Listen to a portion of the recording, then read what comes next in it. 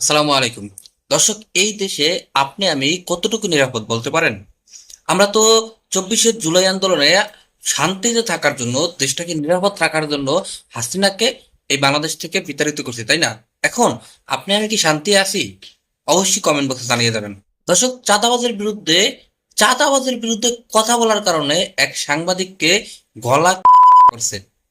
একটাবার ভাবা যায়, একটাবার চিন্তা করা যায়, আমরা এত বড় গণ অভ্যুত্থান করলাম, সেই গণ অভ্যুত্থানের পরে বর্তমান দেশের কি পরিস্থিতি, এবং তারা যদি কোনো কারণে ক্ষমতায় আসতে পারে তাহলে আরো কতটা ভয়ঙ্কর হবে আপনি কল্পনা করতে পারেন?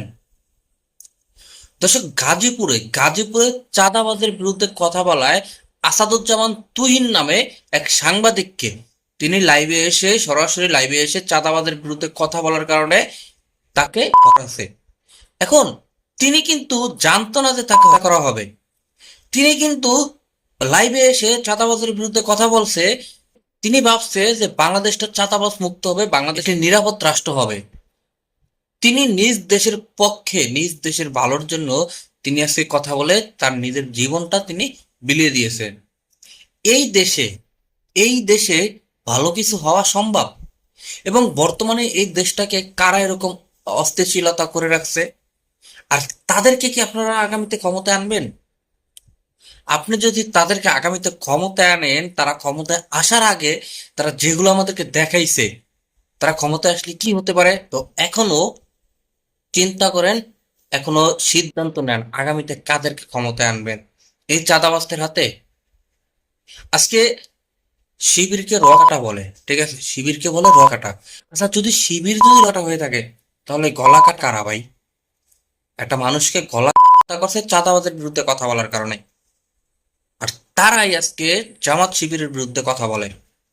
24-এর গণ অভ্যুত্থানের পর থেকে জামাত শিবিরের বিরুদ্ধে উল্লেখিত একটা ঘটনা এরকম দেখাতে পারবেন?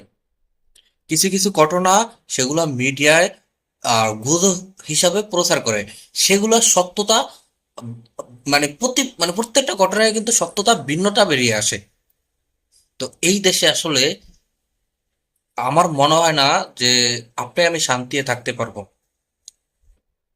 তো এখনো সময় আছে।